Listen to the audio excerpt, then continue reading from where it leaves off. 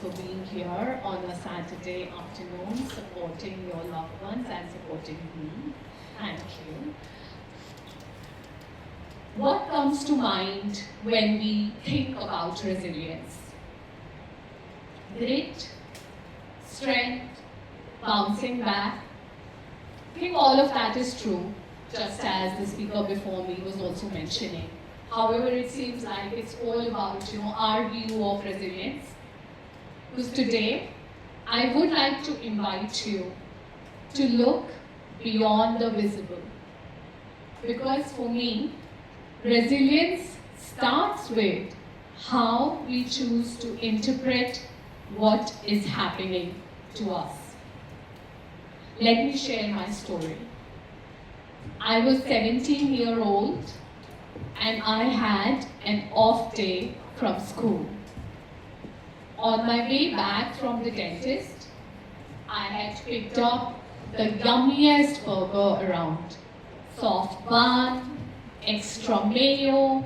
I couldn't wait to get to it. For a 17-year-old, such pleasures meant everything. As I walked up the stairs to enter our house, I saw the gate was slightly open. My dad was supposed to be back from the trip, so I thought he's back. And I started to go in. Just as I was about to step in, this huge figure of a man, 3 times my size, suddenly came rushing out and tried to pull me in. I was shocked. I didn't have time to react. I just screamed at the top of my voice. The man got so startled because of my scream that he couldn't get hold of my hand. I spun around and ran back down with all my might. There were 2 robbers. They jumped off the open landing and ran away. My scream was loud enough to wake up the dead. Some people came out, gave them a chase, and one of the robbers was caught. And suddenly, it became like a fair. Around 100 people came out. They were all talking about what happened, how could the robbers get in, what is happening with the safety in the apartments. There were many discussions. It was a day of mayhem. But as the day ended and the mayhem died down, I had only one question in my mind. I was 2 steps away from getting in. What made the robber come out? If he had just waited in, I was already walking in. It was a dangerous question and I was very scared. But somehow, my brain refused to let it go. Every time I retold the story, I would always wonder, why did the robber come out? What made him come out? Life moved on. I grew up. I built a career, had a successful marriage, have 2 kids, and enjoyed and struggled with life like we all do. But that question never left me. Until 4 years back. That was a time when I was reinventing myself. I had started looking inward. I had started to question my beliefs. And during one of my long walks during COVID at the beach, the answer came out of nowhere. It was a surprisingly simple, straightforward answer that a 17-year-old could not see.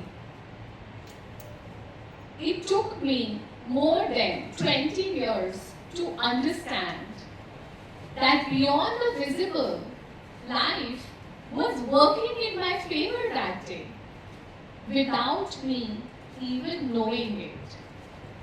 I shudder to think what might have happened if I had walked in. But I didn't. All these years, I had carried that experience with a worry, thinking that world is a dangerous place.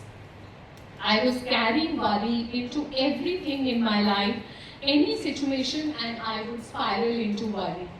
What if I can't do justice to this new role? Am I doing enough for my children? Something as small as tomorrow I have dinner organized. Is my menu organized enough? Is my dress going to be good enough? The cost that I paid as a result of that worry was mental and physical exhaustion and burnout. But that day, I saw it differently. An experience that I had associated and converted into worry for 20 years, the story for that changed. The proof now was that life was working in my favor.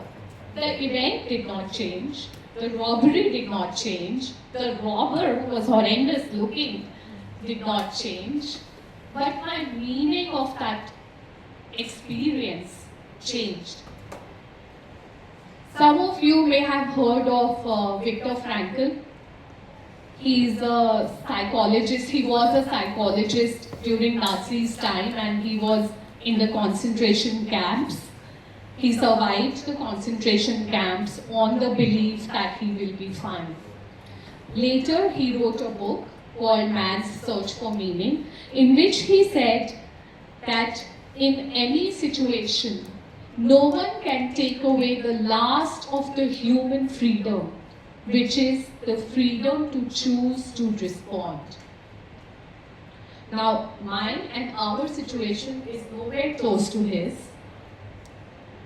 But if that choice existed in those circumstances, that choice surely exists in our everyday lives. I do not claim to have had any extraordinary hardships in my life. By God's grace, I have been comfortable. But most of us are not facing extraordinary crises. Most of us are navigating work, relationships, parenting, health, uncertainty, AI, everyday life. So here is an opportunity for us to practice resilience.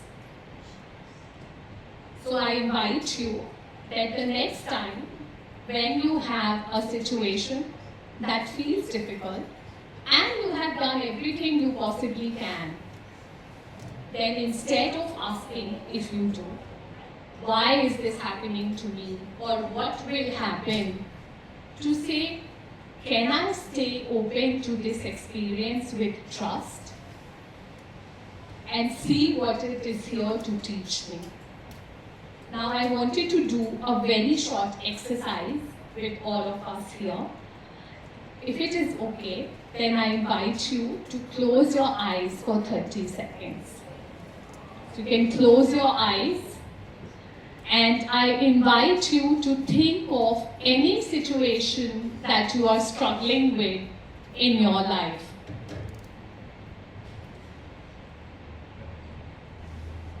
Now, for that situation, think about it from a worry perspective.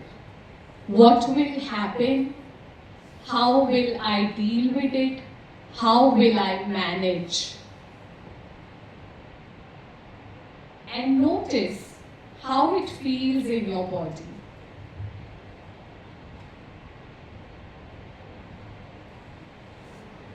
Now, same situation, think about it from a perspective of trust.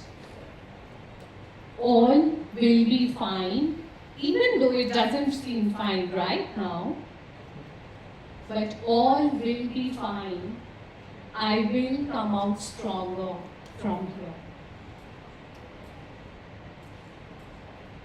And notice how that feels in your body.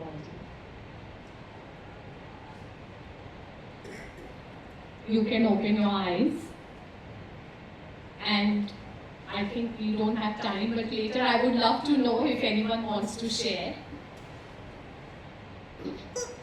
that it took me 20 years, more than 20 years, to understand that the shift from worry to trust has been the most profound shift for me.